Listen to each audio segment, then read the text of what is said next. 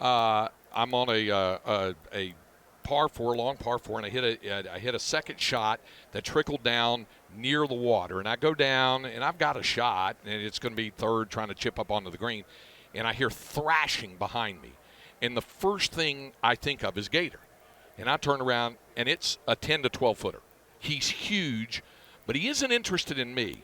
There was a one of those big box turtles, and it was about as big around as a laptop over there, and he crushed him like a walnut, Sark. I mean, he was having breakfast, and he was devouring. I thought, okay, I'm going to let you guys finish up.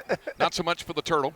And I went ahead. So that's the Gator story. That's all I have. All right. There. Well, I That's appreciate you sharing that. Absolutely. So now that is cleared, let me ask you about the summer and about how it's gone for the guys and their off-season work and getting ready for the coming season. I think it's gone really well. I feel like the year in general has gone well for the guys. And we touched on this, getting ready for spring ball and coming out of spring. I thought winter conditioning went really well. I thought the implementation of some of the new players, the transfers, as well as the high school kids in the wintertime, and then going through spring ball. I thought spring ball was a success in that, we didn't have any major injuries coming out of it. Guys that were coming off of off-season surgeries kept getting healthier, and that trend has continued into the summer. What I've been talking to the team about, I just love their focus. I think that these guys now in year 3 really understand what we're about. I used to talk a lot about buying into our culture.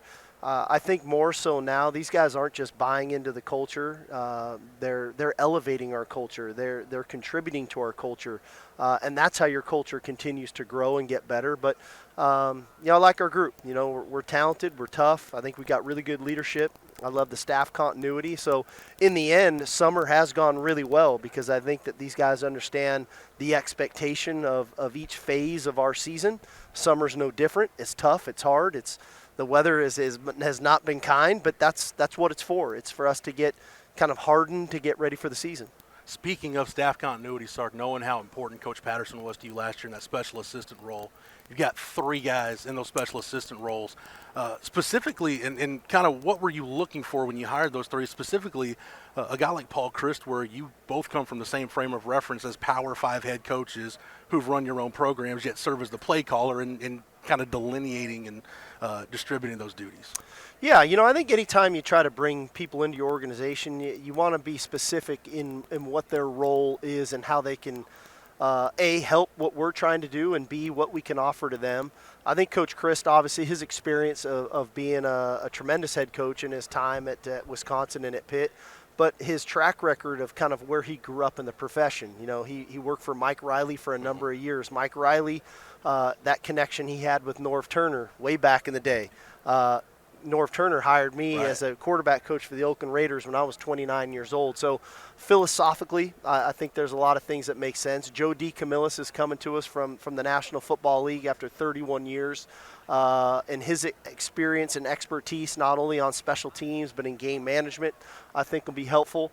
And then Payam Sadat coming to us, one of the originators of the flex defense. And that ability that defense has to create pressure on the quarterback. So everything was for a reason to what we do. I think they've all been tremendous additions to go along with some of the younger folks that we've brought in, but then ultimately keeping that core staff in place that we have now for 3 straight years. Would you say that maybe the role of that position when you have those special assistants, it's evolved maybe over the past few years? I mean, everybody always thought about a coach sitting in a room just cutting up tape, and I know a lot of that still happens, obviously, but has it evolved a bit? Well, I can't speak on behalf of what other people do or how they utilize people in their organization. We try to make sure that these guys, if they're going to spend their time, if they're going to be with us, that they can have a significant impact on what we do. And so they've got roles and responsibilities. I love having them because of the expertise that I can bounce things off of them, or we can go to a practice and training camp and I can ask somebody to say, hey, can you watch X, Y, or Z today? And then get some feedback on that, whether it's a specific drill, whether it's a position group, whether it's a specific scheme that we're trying to implement that day, that they've got the eyes and the expertise to give me knowledgeable feedback.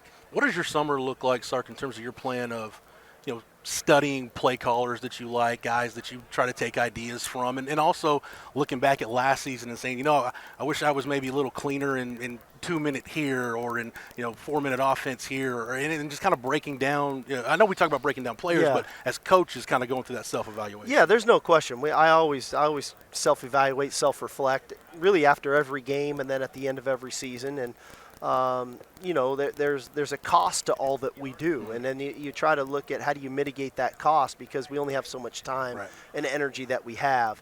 And then you try to go out and what is going on out there, and who has been some of the best either last season or for the last 2, 3, 4 years, and how can you continue to implement some of the things that you think fit you, and not lose what you're really good at, and what your core values are. So in the end, you always try to look at all that stuff, and you try to look at areas because it's not just about the plays, it's about the timing of when to call those plays and to have the personnel to run those plays. I always say my plays always work better when I got better plays running them, better players running them, right? So I think there's all that goes into it. And in the end, hopefully, as year in and year out as you go, and as we go into this season, that we've got everything in place from a personnel standpoint of players, from a playbook and schemes that make sense to as a play caller, you feel comfortable with what we're going to do, and that all of the special situations as they arise, that you've got enough menu of things to do when those things come up that you feel comfortable and you're versatile enough to handle them. I know they're pulling on you to get to other things. I want to give you an opportunity before you go to tell folks a little bit about how the ramp up is going to go from here with the staff and with the guys as you wrap up. Yeah, so the guys just finished up summer school.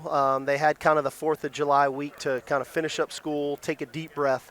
And then we're back into, we've got 3 more weeks of summer conditioning going. We got 3 more weeks of our PRPs and skill development work that we do. And then we'll crank it up August 2nd, and we'll go from there. And I think that we've got a good plan in place to get our team ready to play. I feel really good about the health of our team right now. We had a lot of guys coming off of injuries and different things. They're all back going. They're all back working, which is exciting. You want your full allotment of your roster ready to go. And then ultimately we've got to make sure that we've got the consistency, that we have a competitive training camp to get our minds right for a very challenging schedule. Hey, I appreciate it. I know they're pulling on you, and we got your quarterback ready to hop on with us too. So we've got that. He's way more exciting than me. No, that's all right. It's okay. I appreciate you taking the time. Appreciate you guys. All right. Great. Enjoy the day, okay? All right. Steve Sarkisian joining us here at Big 12 Football Media Days.